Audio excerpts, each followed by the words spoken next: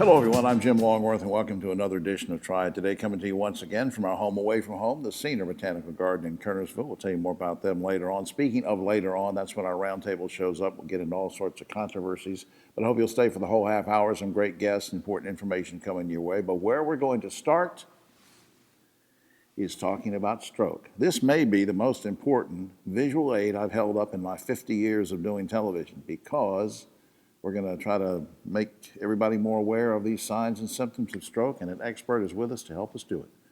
Right next to me, Dr. Jason Edsall, Chief Medical Officer and Emergency Department Physician at Northern Regional Hospital. Thanks for coming down. Thank you for having me, sir. Let's go through this, okay? Yes, sir. All right, now we can see that it spells out be fast. We're going to tell you why you need to be fast about recognizing these signs, but let's go through each letter. B, there's an indicated on the little cartoon there of balance. What does that mean? Well, certainly if someone starts stumbling around kind of all of a sudden, that's what we mean by balance when it comes to stroke. Watch out for that. There's an E and a cartoon figure of eyes. What does that have to do with the symptom there? Sure. When we talk about eyesight, what we're talking about is typically a cut in their eyesight. Maybe they can't see anything on the left side. Again, all of a sudden. So it's blurred for no reason. That's correct. Okay. Yes, sir. F, and we see a face indicated there on the drawing. Something looks like it's, drooping or? That's correct, yes. One side of the face may be drooping down and they can't make a smile, sort of like the Mona Lisa. Okay. Now, A is indicates arm, but I guess this could also mean a leg as well, but A for arm. What are we talking about, some kind of weakness or what? That's correct. You would see a droop on one side of the arm.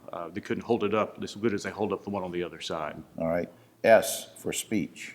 A slurred speech pattern. Maybe they repeat things over and over again. Maybe they slur their words together. Right.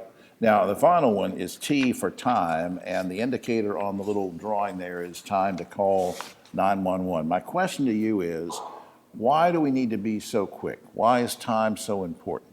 Well, our interventions for stroke are really time-based. The best interventions we have, things like clotbuster drugs, have to be given within 3 to 4.5 hours of the onset of symptoms. There are new and exciting new strategies to treat strokes that go out as far as 24 hours, but the quicker, the better. Millions of nerve cells die every moment that the brain is without blood. So time is of the essence. And that's why I think this, and I want to thank you and Ashley and the whole team for providing me with this, because I didn't want to just flash up something electronically for a second. I just thought it was good to keep reminding folks about these symptoms and what to do for it. Let me ask you, does stroke affect everybody the same? I mean, do more women than men, black than white, young than old?